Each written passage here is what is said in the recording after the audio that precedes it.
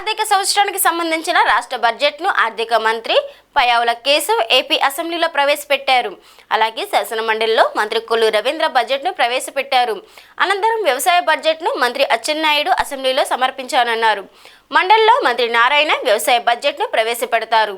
కాగా బడ్జెట్ సమావేశాల కంటే ముందు శుక్రవారం ఉదయం 9 గంటలకు ముఖ్యమంత్రి చంద్రబాబు నాయుడు ఆధ్వర్యంలో అసెంబ్లీలో సీఎం ఛాంబర్లో రాష్ట్ర మంత్రివర్గ సమావేశం అయింది. ఈ సమావేశంలో కేబినెట్ బడ్జెట్కు ఆమోదం తెలిసింది. కాగా 2025-26 ఆర్థిక సంవత్సరానికి సంబంధించిన రాష్ట్ర బడ్జెట్ను ఆర్థిక మంత్రి పయ్యావుల కేశవ్ ఏపీ అసెంబ్లీలో ప్రవేశపెట్టారు. మొత్తం 3.22 లక్షల కోట్లతో ఏపీ బడ్జెట్ను రూపొందించినట్లు మంత్రి తెలిపారు. ఇందులో వ్యవసాయానికి 48,340 కోట్లు, వయాబిలిటీ గ్యాప్ ఫండ్ 2,000 కోట్లు కేటాయించినట్లు పేర్కొన్నారు. అలాగే ఎస్సీల గృహ నిర్మాణానికి 50,000, ఎస్టీ గృహ నిర్మాణానికి 70,000 ఇవ్వాలని నిర్ణయించారు. మరోవైపు ఎన్టీఆర్ వైద్య భరోసాకు 31,613 కోట్ల కేటాయించినట్లు మంత్రి తెలిపారు. ఈ బడ్జెట్ను ప్రవేశపెట్టడం నాకు దక్కిన గౌరవంగా భావిస్తున్నాను. కానీ ఆర్థిక విధ్వంసకర పరిస్థితుల్లో బడ్జెట్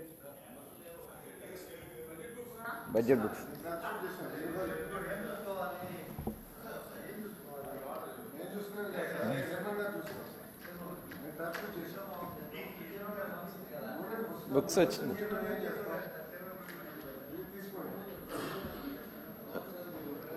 ఇవ్వండి, బుక్స్ ఇవ్వండి సార్, కంటిన్యూ. కానీ ఆర్థిక విధ్వంసకర పరిస్థితుల్లో బడ్జెట్ ప్రవేశపెట్టడం అంటే ఎంతో క్లిష్టతరమైన అంశంగానే పరిగణిస్తున్నాం. క్లిష్టతరం అని ఎందుకు అంటున్నామంటే ప్రతి శాఖలోనూ ఆర్థిక అరాచకం చేశారు గత పాలకులు. దీంతో ఆయా శాఖల్లో లెక్కలను ఓ కొలికి తీసుకురావడానికి చాలా శ్రమించాల్సి వచ్చింది. ఆర్థిక అరాచకం అని మేము చెప్పడం కాదు, నీతి ఆయోగ్ తన నివేదికలోనే వెల్లడించింది. ఆంధ్రప్రదేశ్ రుణ సామర్థ్యం 0కు చేరుకుందని, అంటే మన రాష్ట్రం ఇక అప్పు తీసుకునే వీలు లేని స్థితికి చేరుకుందని వెల్లడించింది. అంటే భారతదేశంలో మొత్తంలో అప్పు తీసుకునే శక్తి లేని ఏకైక రాష్ట్రంగా మన రాష్ట్రం మిగిలింది. ఈ పరిస్థితుల్లో బడ్జెట్ను ఎలా రూపొందించాలని తలలు పట్టుకుంటున్న స్థితిలో ముఖ్యమంత్రి గారు చెప్పిన మాటలే మార్గదర్శకంగా నిలిచాయి. అధ్యక్ష, అణుదాడిలో విధ్వంసకరమైన హిరోషిమా నగరం లేచి నిలబడగా లేనిది ఆర్థిక విధ్వంసం జరిగిన ఆంధ్రప్రదేశ్ను తిరిగి నిలబెట్టలేమా అన్న మాటల స్ఫూర్తితో ఈ బడ్జెట్ను రూపొందించింది. అధ్యక్ష, గత ఏడాది మన రాష్ట్ర ప్రజలు ఎన్డీఏ కూటమిపై విశ్వాసం ఉంచి నవశకానికి నాంది పలికారు. రాష్ట్ర ప్రజలు ఈ అపూర్వమైన తీర్పుతో రాష్ట్రాన్ని సరైన మార్గంలో నడిపించి వారి ఆకాంక్షలను నెరవేర్చాల్సిన గురుతర బాధ్యతను మా ప్రభుత్వానికి అప్పగించారు. ఈ ఏకపక్ష తీర్పు బ్రాండ్ ఆంధ్ర పునర్నిర్మాణంలో మా నిబద్ధతకు పునరుత్తేజం ఇచ్చింది. గత ప్రభుత్వం తమ 5 ఏళ్లను గుర్తుంచుకోవాలని, రాష్ట్ర విభజన తర్వాత మన రాష్ట్ర పౌరులు ఎంతో శ్రమకూర్చి ముందడుగు వేశారు. రాష్ట్ర విభజన తర్వాత అన్ని ఇబ్బందులు ఎదురైనా 2014-19 మధ్యకాలంలో మన రాష్ట్రం మునుపెన్నడూ చూడని 2 అంకెల వృద్ధిని సాధించడమే కాక ప్రజల ఆకాంక్షలు నెరవేర్చింది. అయితే 2019లో వచ్చిన ప్రభుత్వం రాష్ట్ర పురోభివృద్ధికి అడ్డుకట్ట వేసింది. వారి చర్యలతో రాష్ట్ర అభివృద్ధి పురోగమన బాట నుండి తిరోగమన బాట పట్టింది. ప్రజాస్వామ్య వ్యవస్థలు దెబ్బతిన్నాయి. పరిశ్రమలను రాష్ట్రం నుంచి తరిమేశారు. యువత దిక్కుతోచని స్థితిలో వెళ్ళింది. రాష్ట్ర ఆర్థిక వ్యవస్థ కుదేలైంది. ప్రజా సంక్షేమాన్ని మర్చి కక్ష సాధింపు రాజకీయాలు, ప్రతిపక్ష నోళ్లు మూయించడం పైనే గత ప్రభుత్వం దృష్టి సారించింది. ప్రజాస్వామ్యంలో ప్రభుత్వ మార్పు అనేది ఒక సాధారణమైన విషయం. అయితే గత 5 ఏళ్ల అవినీతి అసమర్థ పాలనలో ఎదుర్కొన్న కష్ట నష్టాల తర్వాత 2024 రాష్ట్ర ప్రజలు తమ జీవితాల గురించే కాకుండా వారి పిల్లల భవిష్యత్తు కూడా ఆలోచించి ఇచ్చినది ఈ అద్భుతమైన తీర్పు.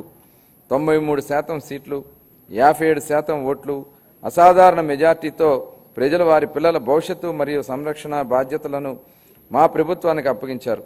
మా ప్రభుత్వం అధికారం చేపట్టిన తర్వాత మన రాష్ట్ర పరిస్థితులను సమీక్షించి లోతైన విశ్లేషణ జరిపి శ్వేతపత్రాల ద్వారా గత ప్రభుత్వం దుష్ట పరిపాలన బట్టబయలు చేసింది. తద్వారా మన రాష్ట్రం దిశానిర్దేశం లేకుండా అస్తవ్యస్తంగా ఉందని గుర్తించాము. మన రాష్ట్రంలోని సంస్థలన్నీ నాశనమయ్యాయి. ఆర్థిక వ్యవస్థ కుప్పకూలింది. అప్పులు భారీగా పెరిగాయి. మేం పాలనా పగ్గాలు చేపట్టే నాటికి మన రాష్ట్ర పరిస్థితి ఇదే అధ్యక్ష. ఇలాంటి సంక్లిష్ట పరిస్థితుల్లో రాష్ట్ర పునర్నిర్మాణం ఎన్నో సవాళ్లతో కూడుకుని ఉంది.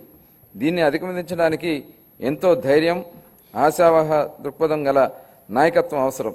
దార్శనికులు, సంస్కర్త, విధాన మార్గదర్శకులు మరియు అద్భుత మార్పుకు శ్రీకారం చుట్టగలిగిన గౌరవ ముఖ్యమంత్రి శ్రీ నారా చంద్రబాబు నాయుడు గారి నాయకత్వం వహించడం మన భావితరాల అదృష్టం. సవాళ్లను అధిగమించడంలో ఆయనే సాటి. 1995లో జీతాలు కూడా చెల్లించిన దయానీయమైన స్థితిలో మన రాష్ట్ర సతమవుతున్న సమయంలో గౌరవ ముఖ్యమంత్రి గారు తొలిసారి బాధ్యతలు చేపట్టారు. ప్రతి రంగంలోని అనేక సాహసోపేత నిర్ణయాలు మరియు సంస్కరణలు చేపట్టి నాటి రాష్ట్ర ఆర్థిక పరిస్థితులు చక్కదిద్దారు. మన గౌరవ ముఖ్యమంత్రి గారు నేడు 2024లో 4వసారి ముఖ్యమంత్రిగా బాధ్యతలు చేపట్టినప్పుడు కూడా ఇలాంటి పరిస్థితులు పునరావృతమైంది. గత పాలకులు జీతాలు కూడా సకాలంలో చెల్లించలేని స్థాయికి రాష్ట్ర ఆర్థిక పరిస్థితులు దిగజార్చారు. రాష్ట్రంలోని అన్ని అభివృద్ధి కార్యకలాపాలు నిలిచిపోవడంతో రాష్ట్ర ఆర్థిక వ్యవస్థ కుప్పకూలింది. ఇలాంటి పరిస్థితుల్లో బడ్జెట్ ప్రవేశపెట్టడం క్లిష్టతరమైంది. కౌటిల్యుడు అర్థశాస్త్రంలో చెప్పినట్లుగా సామాన్యుల సంతోషమే రాజు సంతోషం, వారి సంక్షేమమే ఆయన సంక్షేమం. రాజు తన వ్యక్తిగత ప్రయోజనాలు, సంక్షేమం మరియు ఎన్నడూ ఆలోచించకూడదు. ప్రజల ఆనందంలోనే తన ఆనందాన్ని పొందడానికి ఎల్లప్పుడూ ప్రయత్నించాలి. నందరాజు వంశపు దుర్మార్గపు పాలన తర్వాత సుసంపన్నమైన మరియు న్యాయమైన పరిపాలన స్థాపించడంలో చంద్రగుప్త మౌర్యుడికి కౌటిల్యుడు మార్గదర్శకం వహించినట్లే గత ప్రభుత్వం పాలనలో విధ్వంసకర విధానాల తర్వాత గౌరవనీయ ముఖ్యమంత్రి మన రాష్ట్రాన్ని పారదర్శకత, సంక్షేమం మరియు శాంతి భద్రతతో కూడిన పాలనతో ప్రగతి పదం వైపు నడిపిస్తున్నారు. మన రాష్ట్ర పునర్నిర్మాణం కోసం మన ముఖ్యమంత్రి గారు నిరంతరం శ్రమిస్తున్నారు. మన రాష్ట్రంలో లభ్యమవుతున్న మౌలిక సదుపాయాల అవసరాలను బేరీజు వేసి కొత్త ఆర్థిక వృద్ధి అవకాశాలను గుర్తించి కొత్త విధి విధానాలతో రాష్ట్ర పురోగమనాన్ని కావలసిన విధాన సంస్కరణలు తీసుకువచ్చారు. గౌరవ ముఖ్యమంత్రి శ్రీ నారా చంద్రబాబు నాయుడు గారు మన రాష్ట్ర అభివృద్ధి కోసం 1990వ దశకంలోనే విజన్ 2020 డాక్యుమెంట్ను రూపొందించారు. అప్పటి ప్రతిపక్షాలు ఈ ఆలోచన విమర్శించాయి. కానీ నేటి హైదరాబాద్ను చూసినట్టయితే వారి విజన్ సాకారమైంది. అదే ఆయన దార్శనికతకు, సామర్థ్యానికి నిదర్శనం. మళ్లీ 2024 మరొక గొప్ప విజన్ను దిశానిర్దేశం చేస్తూ గౌరవ ముఖ్యమంత్రి గారు స్వర్ణాంధ్ర 2047కు శ్రీకారం చుట్టి రాష్ట్ర అభివృద్ధికి మార్గదర్శకం చేశారు. 15% పైగా రాష్ట్ర స్థూల దేశీయ ఉత్పత్తి జీఎస్డిపి వృద్ధి రేటును స్థిరంగా సాధించడం, తలసరి ఆదాయాన్ని పెంచడం, పేదరికాన్ని రూపుమాపడం ద్వారా అభివృద్ధి ఫలాలను అత్యంత అణగారిన వర్గాలకు అందించడమే దీని లక్ష్యం. మా ప్రభుత్వం స్వర్ణాంధ్ర 2047 దిశగా పనులను మొదలుపెట్టింది. ఇందులో భాగంగా పాత విధానాలలో లోపాలను సరిచేస్తూ నూతన ఇసుక విధానం, ఎక్సైజ్ విధానం, ఆంధ్రప్రదేశ్ పారిశ్రామిక అభివృద్ధి విధానం 4.0 లాంటి ఎన్నో విధానాలు తీసుకొచ్చింది. అప్పులు చేయడమే తప్ప అప్పులు తీర్చడాన్ని మరిచిన గత ప్రభుత్వం తప్పుడు విధానాలను సరిచేస్తున్నాం. ప్రభుత్వం కాంట్రాక్టర్లకు బ్లాక్ లిస్టులో పెట్టడం చూశాం. కానీ గత పాలకుల విధానాల వలన ఆంధ్రప్రదేశ్ ప్రభుత్వాన్ని కాంట్రాక్టర్లు బ్లాక్ లిస్టులో పెట్టిన పనులు చేయడానికి ముందుకు రాని పరిస్థితి ఏర్పడింది. ఈ దుస్థితి నుంచి రాష్ట్రాన్ని తప్పించాం. జూన్ 2024 నుండి రాష్ట్ర ఆర్థిక వ్యవహారాలను సమర్థవంతంగా నిర్వహించడం ద్వారా ప్రభుత్వాన్ని గాడిలో పెడుతున్న విధానాలను మచ్చుకు కొన్ని తెలియజేస్తున్నాం. జూన్ 12, 2024 నాటికి ఉన్న 23,556 కోట్ల రూపాయల బకాయిలను చెల్లించాం. అధ్యక్ష, గత ప్రభుత్వం 93 కేంద్ర ప్రాయోజిత పథకాలను నిలిపివేసింది. 93,371 కోట్ల రూపాయల బకాయిలను చెల్లించడం ద్వారా 74 పథకాలను మా ప్రభుత్వం పునః ప్రారంభించింది. దీనివలన కేంద్ర ప్రభుత్వం నుంచి మన రాష్ట్రానికి మరిన్ని నిధులు లభించాయి. నీటిపారుదల, రహదారులు మరియు ఇతర పనులకు సంబంధించి 12,735 కోట్ల రూపాయల బకాయిలను చెల్లించడం వల్ల రాష్ట్ర ఆర్థిక వ్యవస్థ పునరుత్తేజమైంది. పంచాయతీలు మరియు మున్సిపాలిటీలు బలోపేతం చేయడానికి 2,793 కోట్ల రూపాయల ఆర్థిక సంఘం నిధులను మా ప్రభుత్వం చెల్లించింది. ఎన్టీఆర్ భరోసా, ఎన్టీఆర్ వైద్య సేవ మరియు దీపం 2.0 పథకాలను 31,613 కోట్ల రూపాయలను మా ప్రభుత్వం విడుదల చేసింది. మన రాష్ట్ర అభివృద్ధికి ఎన్డీఏ కట్టుబడి ఉంది. గౌరవ ప్రధానమంత్రి నరేంద్ర మోడీ గారి సహకారంతో పోలవరం నీటిపారుదల ప్రాజెక్టు మరియు అమరావతి రాజధాని ప్రాజెక్టులకు మా ప్రభుత్వం మళ్లీ పట్టాలు ఎక్కించగలిగింది. 2023-24 ఆర్థిక సంవత్సరంలో మూలధన పెట్టుబడుల కోసం కేంద్ర ప్రభుత్వం రాష్ట్రాలకు అందించే ప్రత్యేక సహాయంలో మన ఖర్చులు కేవలం 4,090 కోట్ల రూపాయలు మాత్రమే. 2024-25 ఆర్థిక సంవత్సరంలో మన రాష్ట్రానికి గణనీయంగా 7,200 కోట్ల రూపాయల మేర కేటాయింపులు జరిగాయని గౌరవ సభకు తెలియజేయడానికి ఎంతో సంతోషిస్తున్నాను. మార్చి 31, 2025 నాటికి ఈ కేటాయింపులు మరింత పెరిగే అవకాశం ఉంది. మా ప్రభుత్వం పాలనా పగ్గాలు చేపట్టాక రాష్ట్ర ఆర్థిక వృద్ధి మళ్లీ గాడిలో పడింది.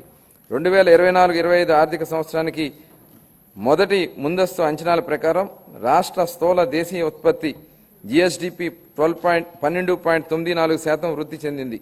అన్ని ముఖ్యమైన రంగాలలో మరింత బలోపేతం పుంజుకున్నాయి. వీటిలో వ్యవసాయం మరియు అనుబంధ రంగాలు 15.86%, పరిశ్రమలు 6.1% వృద్ధిని సాధించగా సేవల రంగంలో 11.70% వృద్ధిని సాధించగలిగాయి. జూన్ 2024 నుంచి అతి తక్కువ సమయంలోనే మా ప్రభుత్వం మేనిఫెస్టోలో ఇచ్చిన ఈ క్రింది ప్రధాన హామీలు నెరవేర్చింది. ఎన్టీఆర్ భరోసా పెన్షన్లను నెలకు 4,000 రూపాయలు పెంచడం జరిగింది. పేదల కోసం 204 అన్నా క్యాంటీన్లను ఏర్పాటు చేయడం జరిగింది. దీపం 2.0 పథకం కింద ఉచిత సిలిండర్లు ఇవ్వడం జరుగుతోంది. అర్చకులకు, ఇమాంలు మరియు మౌజంలకు గౌరవ వేతనం పెంచడం జరిగింది. 16,347 ఉపాధ్యాయుల నియామక ప్రక్రియకు మా ప్రభుత్వం శ్రీకారం చుట్టింది. అధ్యక్ష, ప్రభుత్వం చేసే ప్రతి పని ప్రజల ఆమోదంతో చేయాలనేది చంద్రబాబు గారి ఆలోచన. నేడు, రేపు మరియు మరునాడు ప్రజలను ఒప్పించి ముందుకు సాగాలి. ప్రజాస్వామ్యంలో ఇది నిరంతర ప్రక్రియ అని ముఖ్యమంత్రి గారు పదే పదే చెప్తారు. బడ్జెట్ అనేది కేవలం కేటాయింపులు మాత్రమే కాదు, ప్రజల ఆశలు, ఆకాంక్షలు, అభివృద్ధి, సంక్షేమం ఉన్న వనరులతో వీటిని సమతూకంగా చేయడమే బడ్జెట్ ప్రక్రియ. దీన్ని గత ప్రభుత్వం పూర్తిగా గాలికి వదిలేసింది. దీంతో ఆర్థిక వ్యవస్థ క్లిష్టతరంగా మారింది.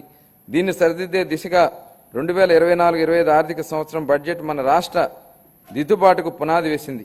ఇప్పుడు మా ప్రభుత్వం ప్రతి రూపాయిని లెక్కించి, ప్రతి శాఖలో లోతుగా చర్చించి, ప్రతి అవసరాన్ని గుర్తించి, వారి భవిష్యత్ సవాళ్లకు విశ్లేషించి 2025-26 బడ్జెట్ను రూపొందించాం. అధ్యక్ష, గౌరవ ముఖ్యమంత్రి శ్రీ నారా చంద్రబాబు నాయుడు గారు సూచనలకు అనుగుణంగా శాఖల వారి కేటాయింపులు గౌరవ సభకు ప్రతిపాదిస్తున్నాను. వ్యవసాయం మరియు అనుబంధ రంగాలు.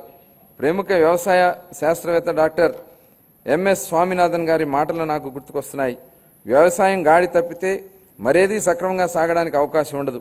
మన రాష్ట్రం వ్యవసాయ రంగంలో 62% జనాభాకు ఆసరాగా ఉంటూ మన ఆర్థిక వ్యవస్థకు వెన్నెముకగా నిలుస్తోందన్నది వాస్తవం. వ్యవసాయ రంగం ఎంతో ప్రాముఖ్యత కలిగి ఉన్నప్పటికీ ఈ రంగానికి సంబంధించిన అనేక కీలక పథకాలను అమలు చేయడంలో గత ప్రభుత్వం పూర్తిగా విఫలమైంది. వివిధ వ్యవసాయ పథకాల కింద చెల్లించవలసిన 5,510 కోట్ల రూపాయల బకాయిలను గత ప్రభుత్వం చెల్లించలేదు. వీటిలో 693 కోట్ల రూపాయల బకాయిలను మా ప్రభుత్వం చెల్లించింది. రాష్ట్రీయ కృషి వికాస యోజన కింద చేపట్టే డ్రిప్ ఇరిగేషన్ పథకాన్ని గత ప్రభుత్వం కొన్ని సంవత్సరాలుగా అమలు చేయలేదు. అసలు డ్రిప్ ఇరిగేషన్ ప్రాజెక్టుకు ఉన్న ప్రాధాన్యత గత పాలకులకు ఏం తెలుసు? అధ్యక్ష, డ్రిప్ ఇరిగేషన్ అనేది ఈ దేశంలోనే లేని రోజుల్లో దాని ప్రాధాన్యతను గుర్తించిన నాయకుడిని చూశాం. దేశం అంతటా డ్రిప్ ఇరిగేషన్ ఉన్న ఈ రోజుల్లో దాన్ని నిర్లక్ష్యం చేసిన గత పాలకుడిని చూశాం. ఈ సందర్భంగా డ్రిప్ ఇరిగేషన్ ఈ దేశంలోనే తొలి అడుగు ఎలా పెట్టిందనేది ఈ తరానికి తెలియజెప్పాల్సి ఉంది. అధ్యక్ష, డ్రిప్ ఇరిగేషన్ గురించి ఎవరు ఆలోచన చేయని 90వ దశకంలో ఇజ్రాయెల్ టెక్నాలజీని రాష్ట్రానికి తేవాలన్నారు చంద్రబాబు నాయుడు గారు. అధ్యయనానికి ఇజ్రాయెల్కి వెళ్లిన కమిటీలో నేను సభ్యుడిగా ఉన్నాను. అధ్యక్ష, 3 ఐఏఎస్ అధికారులను నన్ను సభ్యుడిగా ఈ కమిటీకి నియమించారు. నాటి ఉమ్మడి రాష్ట్ర ముఖ్యమంత్రి చంద్రబాబు నాయుడు గారి సూచన మేరకు దాన్ని అధ్యయనం చేసి అందించిన నివేదిక ఆధారంగా దేశంలోనే తొలిసారి ఉమ్మడి రాష్ట్రంలో డ్రిప్ ఇరిగేషన్ పైలట్ ప్రాజెక్టును ప్రారంభించాం. దీనిపై నాటి కాంగ్రెస్ పార్టీ అవహేళన చేసింది. ఆ తర్వాత డ్రిప్ ఇరిగేషన్ జాతీయ స్థాయిలో వేసిన టాస్క్ ఫోర్స్కు అనేక నేతృత్వం వహించారు. ఇవాళ డ్రిప్ లేని రాష్ట్రం లేదు, పొలం లేదు. వాట్ చంద్రబాబు నాయుడు గారు, thanks today, national thinks tomorrow. Chandrababu Naidu గారు ఇవాళ ఏం ఆలోచిస్తారో దేశం రేపు అదే ఆలోచిస్తున్న దానికి ఇంతకంటే నిదర్శనం ఏం కావాలి? అధ్యక్ష, ఇలాంటి డ్రిప్ ఇరిగేషన్ గత ప్రభుత్వం పూర్తిగా నిర్లక్ష్యం చేసింది. కేంద్ర ప్రభుత్వం డ్రిప్ ఇరిగేషన్ పథకం కోసం విడుదల చేసిన 616 కోట్ల రూపాయలను గత ప్రభుత్వం దాడి మళ్లించింది. మా ప్రభుత్వం ఏర్పడిన తర్వాత డ్రిప్ ఇరిగేషన్ కోసం 176 కోట్ల రూపాయలను విడుదల చేసి అదనంగా 85,000 హెక్టార్లకు డ్రిప్ ఇరిగేషన్ కింద తీసుకురావడానికి మా ప్రభుత్వం అనుమతులు ఇచ్చింది. జీవితంలో ఒక్కసారైనా డాక్టర్, లాయర్, పోలీస్ మరియు బోధకుడు అవసరమని చెబుతూ ఉంటారు. కానీ రైతు ప్రతిరోజు అవసరం, 3 పూటల అవసరం. కాబట్టి అలాంటి అన్నదాతలను ప్రగాఢ కృతజ్ఞతాభావంతో మేము మరో సూపర్ 6 హామీని నెరవేర్చడానికి సిద్ధమవుతున్నామని తెలియజేయడానికి ఎంతో సంతోషంగా ఉంది. ఎన్ని ఆర్థిక ఇబ్బందులున్నా అన్నదాత సుఖీభావ కింద ప్రతి రైతుకి ఏటా 20,000 రూపాయలు అందించేలా కేటాయింపులు చేశామని చెప్పడానికి గర్విస్తున్నాం అధ్యక్ష. మా ప్రభుత్వం వ్యవసాయ రంగానికి ఉత్తమించేందుకు రాష్ట్ర వ్యాప్తంగా 21.87 లక్షల వ్యవసాయ పంపు సెట్లకు 9 గంటల ఉచిత పగటిపూట విద్యుత్తును సరఫరా చేస్తోంది. చేపల వేట నిషేధ కాలంలో మత్స్యకారులకు అందించే ఆర్థిక సహాయాన్ని 10,000 రూపాయల నుండి 20,000 రూపాయలకు రెట్టింపు చేస్తామని మేనిఫెస్టోలో మరో హామీని నెరవేర్చడానికి తగిన కేటాయింపులు చేశామని సంతోషంగా ప్రకటిస్తున్నాను. 2025-26 ఆర్థిక సంవత్సరానికి వ్యవసాయం మరియు అనుబంధ రంగాలకు 13,487 కోట్ల రూపాయల కేటాయింపులను ప్రతిపాదిస్తున్నాను. కాలే కడుపుకు పట్టెడన్నం పెట్టడమే మా సిద్ధాంతం అని చెప్పిన శ్రీ నందమూరి తారక రామారావు గారి దీన్ని నిజం చేసే దిశగా 1994 సంవత్సరంలో 2 రూపాయలకే కిలో బియ్యం పథకాన్ని ప్రవేశపెట్టారు. దేశం మొత్తం ఈ నమూనానే అనుసరించింది. మన రాష్ట్రంలో ప్రారంభమైన ఈ పథకం 3 దశాబ్దాల తర్వాత జాతీయ ఆహార భద్రతా చట్టం 2013 రూపకల్పనకు ఆధారమైంది. ప్రజా పంపిణీ వ్యవస్థ ద్వారా పేదలకు నాణ్యమైన బియ్యాన్ని మా ప్రభుత్వం సరఫరా చేస్తోంది. వచ్చే విద్యా సంవత్సరం నుండి మధ్యాహ్న భోజన పథకం కింద ప్రభుత్వం పాఠశాలలు మరియు సాంఘిక సంక్షేమ వసతి గృహాలకు ప్రత్యేకంగా ప్యాక్ చేయడానికి నాణ్యమైన బియ్యం సరఫరా చేయబడుతుందని గౌరవ సభకు తెలియజేస్తున్నాను. గత ప్రభుత్వం నిర్లక్ష్యం చేసిన ధాన్య సేకరణ ప్రక్రియను మా ప్రభుత్వం మెరుగుపరిచింది. వ్యవసాయం రాబడిలో వరి కొనుగోలుకు ఇచ్చే మద్దతు ధర ముఖ్యమైనది అని మనందరికీ తెలుసు. 2024 ఖరీఫ్ కాలానికి గాను 5.50 లక్షల మంది రైతులకు 32.7 లక్షల మెట్రిక్ టన్నుల ధాన్యం కొనుగోలుకు గాను మా ప్రభుత్వం 7,564 కోట్ల రూపాయలను 45 గంటల లోపునే చెల్లించడం జరిగిందని గౌరవ సభకు గర్వంగా తెలియజేస్తున్నాను. వాస్తవానికి 90% మంది రైతులు 24 గంటల్లోనే చెల్లింపులు జరిగాయి. గత ప్రభుత్వం హయాంలో పెండింగ్లో ఉంచిన ధాన్యం కొనుగోలు చెల్లింపులకు సంబంధించి 1,674 కోట్ల రూపాయలను మా ప్రభుత్వం చెల్లించింది. తన సోదరీమణులకు వంటింటి కష్టాల నుండి గట్టెక్కించడానికి మన గౌరవనీయ ముఖ్యమంత్రి గారు 1999 సంవత్సరంలో దీపం పథకాన్ని తెచ్చారు. ఈ పథకం సంప్రదాయ కట్టెల పొయ్యి వాడకం నుండి ఎల్పీజీ సిలిండర్ల వాడకం వైపు పేద ప్రజలు, మహిళలు మారడానికి దోహదం చేసింది. మహిళలు మహారాణులనే విశ్వాసంతో మా ప్రభుత్వం ఈ వారసత్వాన్ని నేడు కొనసాగిస్తూ దీపం 2.0 పథకాన్ని ప్రారంభించింది. ఈ పథకం కింద 90.1 లక్షల మంది అర్హులైన లబ్ధిదారులకు సంవత్సరానికి 3 ఎల్పీజీ సిలిండర్లను మా ప్రభుత్వం ఉచితంగా అందిస్తోంది. 2025-26 ఆర్థిక సంవత్సరానికి గాను దీపం 2.0 పథకం కోసం 2,601 కోట్ల రూపాయల కేటాయింపులు ప్రతిపాదిస్తున్నాను. 2025-26 ఆర్థిక సంవత్సరానికి గాను పౌర సరఫరాల శాఖకు 3,806 కోట్ల రూపాయలు కేటాయింపును ప్రతిపాదిస్తున్నాను. ఈ సంక్షేమ రంగానికి ప్రజలకు సామాజిక సంక్షేమానికి అందించడమే అధికారం యొక్క ఏకైక నిధి. బెంజమిన్ డిస్రేలి స్వర్ణాంధ్ర విజన్ 2047 లక్ష్యాలను అనుగుణంగా మేనిఫెస్టోలో ఇచ్చిన హామీలను అమలు చేస్తూ బడుగు బలహీన వర్గాల సంక్షేమానికి మా ప్రభుత్వం పెద్దపీట వేస్తోంది. వృద్ధులను ఓటు బ్యాంకుగా పరిగణించకుండా వారి జీవితాలకు ఆసరా కల్పించడాన్ని మా ప్రభుత్వం ఒక సామాజిక బాధ్యతగా భావిస్తోంది. మన గౌరవ ముఖ్యమంత్రి గారు సామాజిక భద్రతను ఆర్థిక కోణంలో కాకుండా మానవతా దృక్పథంతో చూస్తూ లక్షల కుటుంబాలకు పెద్ద కొడుకుగా మారి 35 రూపాయలతో ప్రారంభమైన పెన్షన్లను ఎన్టీఆర్ భరోసా పెన్షన్ల పేరుతో 4,000 రూపాయలకు పెంచడం జరిగింది. దేశంలోనే అత్యధిక సామాజిక భద్రతా పెన్షన్లు ఇస్తున్న రాష్ట్రం మన రాష్ట్రమే. మేనిఫెస్టోలో ఇచ్చిన హామీల మేరకు ఎన్టీఆర్ భరోసా పథకంలో భాగంగా మా ప్రభుత్వం పెన్షన్లను వివిధ భాగాలుగా 4,000 రూపాయల నుండి 15,000 రూపాయల వరకు లబ్ధిదారులకు అందిస్తూ నిజమైన సంక్షేమానికి ఆదర్శంగా నిలుస్తోంది.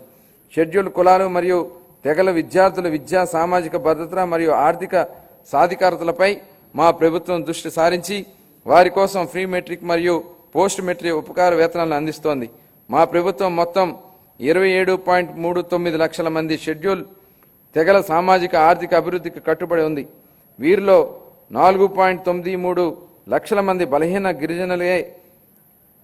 పీవీటీజీ మా ప్రభుత్వం ఐటీడీఏ ప్రాంతాల్లో గిరిజనుల విద్య, వైద్యం, మౌలిక సదుపాయాలు, జీవనోపాధి, నైపుణ్యాభివృద్ధి, స్వయం ఉపాధి వంటి వివిధ రంగాల్లో సంక్షేమం మరియు అభివృద్ధి కార్యక్రమాలను అమలు చేయడం ద్వారా వారి ఉన్నతికి దోహదపడుతోంది. ఇమాంలు మరియు మౌజంలకు గౌరవ వేతనంగా ఇవ్వాల్సిన 90 కోట్ల రూపాయలను 1 సంవత్సరం పాటు గత ప్రభుత్వం చెల్లించలేదు. మా ప్రభుత్వం వచ్చిన తర్వాత వారికి గౌరవ వేతనాన్ని నెలకు 15,000 రూపాయల చొప్పున చెల్లించాం. నిర్వీర్యమైన వక్ఫ్ బోర్డును పునరుద్ధరించాం. మద్యం లైసెన్స్లో 10% కల్లు గీత కార్మికులకు కేటాయించడం జరిగింది అధ్యక్ష. ధూపదీప నైవేద్యాలకు 10,000 మరియు అర్చకులకు కనీస గౌరవ వేతనాన్ని 15,000కు పెంచాం. అంతేకాకుండా పేదలపైన భారాన్ని తగ్గించడానికి దారిద్ర్య రేఖ దిగునున్న ఎస్సీ, ఎస్టీ కుటుంబాలకు నెలకు 200 యూనిట్ల ఉచిత విద్యుత్ మా ప్రభుత్వం అందిస్తోంది. అలాగే దారిద్ర్య రేఖ దిగునున్న వెనుకబడిన తరగతులకు చెందిన చేనేత అన్నలకు, నాయి బ్రాహ్మణుల సెలూన్లకు ఉచితంగా విద్యుత్తును అందిస్తున్నాం. చేతి వృత్తులు, హస్త కళాకారులు మరియు సంప్రదాయ వృత్తుల వారికి గతంలో అండగా నిలిచిన ఆదరణ పథకాన్ని పునఃప్రారంభిస్తున్నాం. ఈ పథకం అందించే ఆధునిక పనిముట్లు మరియు ఉపకరణాల వినియోగంతో ఉత్పాదక పెరిగి స్థిరమైన ఆదాయం పొందడానికి దోహదపడుతుంది. 2025-26 ఆర్థిక సంవత్సరానికి షెడ్యూల్ కులాల సంక్షేమం కోసం 20,281 కోట్ల రూపాయలు, షెడ్యూల్ తెగల కోసం 8,159 కోట్ల రూపాయలు, వెనుకబడిన వర్గాల సంక్షేమం కోసం 47,456 కోట్ల రూపాయలు, అల్పసంఖ్యాక వర్గాల సంక్షేమం కోసం 5,434 కోట్ల రూపాయలు కేటాయింపులను ప్రతిపాదిస్తున్నాను. మహిళాభివృద్ధి మరియు శిశు సంక్షేమం. అసంబద్ధ సామాజిక కట్టుబాట్లకు ధిక్కరించి భారతదేశంలో తొలి మహిళా ఉపాధ్యాయుగా గుర్తింపు పొందిన శ్రీమతి సావిత్రిబాయి పూలే గారు ఈ విధంగా అన్నారు: ఒక మహిళకు సాధికారత కల్పిస్తే మొత్తం సమాజాన్నే ఉద్ధరించినట్లు అవుతుంది. మా నాయకుడు గౌరవ ముఖ్యమంత్రి శ్రీ నారా చంద్రబాబు నాయుడు గారు ఈ సిద్ధాంతాన్ని దృఢంగా విశ్వసించి స్వయం సహాయక సంఘాల ద్వారా మహిళలకు సాధికారత కల్పించిన మొదటి వ్యక్తి. వంటగదికే పరిమితమైన మహిళలు స్వయం సహాయక సంఘాల ద్వారా సామాజిక ఉద్యమంలో భాగమయ్యారు. మన రాష్ట్రం స్వయం సహాయక సంఘాల ఉద్యమానికి పర్యాయపదంగా దేశంలోనే ఆదర్శంగా నిలిచింది. నేడు మన రాష్ట్రంలో 10 లక్షలకు పైగా స్వయం సహాయక సంఘాలు పనిచేస్తూ రాష్ట్ర ఆర్థిక కార్యకలాపాల్లో ప్రముఖ పాత్ర పోషిస్తున్నాయి. స్వయం సహాయక సంఘాల ద్వారా సాధించిన ఈ సాధికారత ఎంతగా ఉందంటే రాష్ట్ర సంక్షేమ విధానాలు మరియు రాజకీయాలను ప్రభావితం చేసే శక్తిగా డ్వాక్రా వ్యవస్థ రూపొందించింది. శ్రీనిధికి కేటాయించిన నిధుల్లో 750 కోట్ల రూపాయలను గత ప్రభుత్వం పక్కదారి పట్టించి మహిళా స్వయం సహాయక సంఘాల సభ్యుల ఆర్థిక సాధికారత ఎంతో విఘాతం కలిగించింది. మహిళా ఆర్థిక అభ్యున్నతిలో స్వయం సహాయక సంఘాల కీలక పాత్ర పోషించేలా మా ప్రభుత్వం ప్రస్తుతం దిద్దుబాటు చర్యలు చేపడుతోంది. సమగ్ర శిశు అభివృద్ధి పథకం, ఐసిడిఎస్, మిషన్ శక్తి వంటి పథకాల ద్వారా మహిళలు, పిల్లలు మరియు కౌమార దశలో ఉన్నవారికి తగిన పోషకాహారం అందించే మా ప్రభుత్వం అనేక చర్యలు తీసుకుంటుంది. మేనిఫెస్టోలోని హామీ మేరకు అంగన్వాడీ కార్యకలాపాలకు గ్రాడ్యుటీ మంజూరు చేసిన ఘనత మా ప్రభుత్వానిదే. వృద్ధుల సంరక్షణ కోసం కొత్తగా 12 వృద్ధాశ్రమాలు మంజూరు చేయడం జరిగింది. 2025-26 ఆర్థిక సంవత్సరానికి గాను మహిళలు, పిల్లలు, దివ్యాంగులు మరియు వృద్ధుల సంక్షేమ శాఖకు 4,332 కోట్ల రూపాయలు కేటాయింపునకు ప్రతిపాదిస్తున్నాను. నైపుణ్యాభివృద్ధి గురించి మన గౌరవనీయ ముఖ్యమంత్రి గారి మాటల్లో, జ్ఞాన ఆధారిత ఆర్థిక వ్యవస్థలో నిరంతరం నైపుణ్యాలను మెరుగుపరుచుకోవడం చాలా కీలకం. కాలానుగుణంగా మారుతున్న పరిశ్రమల యొక్క అవసరాలను తీర్చడానికి నైపుణ్యం కలిగిన మానవ వనరులు చాలా ముఖ్యం. మా ప్రభుత్వం శ్రామిక జనాభా నైపుణ్యాలను పెంచి అంచనా వేసి అభివృద్ధి చెందుతున్న పరిశ్రమల అవసరాల అనుగుణంగా వారిని తయారు చేసే దిశగా నైపుణ్య గణన జరుగుతోంది. స్థానిక పరిశ్రమల డిమాండ్ తీర్చడానికి నిరుద్యోగ యువతకు మరియు కళాశాల డ్రాప్అవుట్లను శిక్షణ ఇచ్చేందుకు 83 ప్రభుత్వ పారిశ్రామిక శిక్షణా సంస్థలు ఐటీఐల్లో నైపుణ్య కేంద్రాలను స్కిల్ హబ్స్లను ఏర్పాటు చేయడం జరుగుతోంది. ప్రధానమంత్రి జన వికాస్ కార్యక్రమం కింద అల్పసంఖ్యాక వర్గాల వారి కోసం ప్రత్యేకంగా 4 కొత్త పారిశ్రామిక శిక్షణా సంస్థలను ఏర్పాటు చేయడానికి ఇప్పటికే ప్రతిపాదన చేయడం జరిగింది. 2025-26 ఆర్థిక సంవత్సరానికి నైపుణ్యాభివృద్ధి మరియు శిక్షణా శాఖకు 1,228 కోట్ల రూపాయలు కేటాయింపును ప్రతిపాదిస్తున్నాను. పాఠశాల విద్య.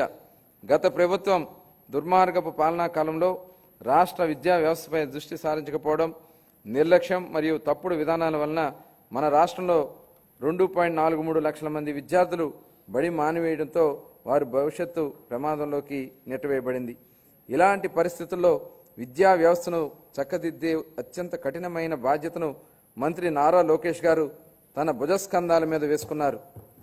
నేటి బాలలే రేపటి పౌరులనే భావనతో విద్యా వ్యవస్థను ప్రక్షాళన చేయడం మొదలుపెట్టారు.